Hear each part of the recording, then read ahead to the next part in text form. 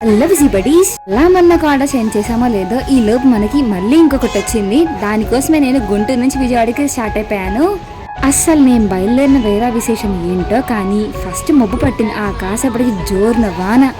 ఇంకా అలా ఇంటికి రాగానే ఇలా పనులు మొదలైపోయింది. ఈ విషయం అయితే మీ అందరికీ తెలిసిందే కదా. ఈ వైట్ అంతా ఏంటనుకుంటున్నారు? ఇడ్లీ రవ్వ. ఇది ఫ్రెష్గా ప్రిపేర్ చేశాను, కష్టపడి పండించాను, ఇలాంటి మాటలు చెప్పనులే కానీ అవైతే అప్పుడే ప్యాక్ చేశాము నీట్గా.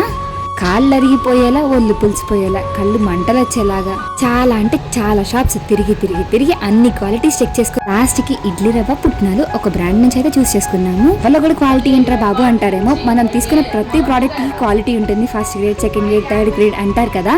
అందరేమో A1 A2 అలా రకరకాలుగా పిలుస్తారనుకోండి. నాకు తెలిసింది నేను చెప్పాను. ఇంకా వాటితో పాటు కొన్ని పికిల్స్, ఊరమిరపకాయలు అన్ని నీట్ గా ఫ్రెష్ గా ప్రిపేర్ చేసి అన్ని ప్యాక్ చేయడం స్టార్ట్ చేసేసాము. పాపం మా మమ్మీ బాధ కాదంతే. ఎందుకంటారా, ఆపరేషన్ టైంలో బై మిస్టేక్గా ఆయిల్ చేతి మీద చిందింది, గ్లౌజ్ కాలిపోయి అది మొత్తం చేతికంటి. అబ్బబ్బా పాపం చెయ్యంతా ఎర్రగా అయిపోయింది. ఇంకా వానొచ్చిన వరదొచ్చిన మనం చేసే పని మాత్రం ఆగకూడదు కదా. అలా నీట్గా ప్యాక్ చేసుకుని వీటినైతే రైల్వే స్టేషన్ పార్సల్ ఆఫీస్కి అయితే తీసుకొచ్చేసాము. ఇంకా అలా వచ్చామో లేదో అన్న వాళ్ళు ఈ పార్సల్ తీసుకుని ఆ బండి మీద పెట్టేశారు. ఈ లోపు ఇక్కడ మీకు అద్భుతం చూపిస్తా చూడండి. ఆ సంచిలో మన బోబోగాడు దాక్కున్నాడు. అసలు చూసారా ఎలా దాచిపెట్టారో? తలకే బయట పెట్టి మరి బల్లే చూస్తుంది కదా.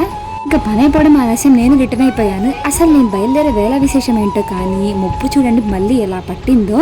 ఇదంతా ఒకటైతే గుంటూరు రాగానే వరదలంతే, ఎక్కడికక్కడ వాన నీళ్లు అలా నిలిచిపోయి ఉన్నాయి మొత్తం. వాళ్ళకింటే మరి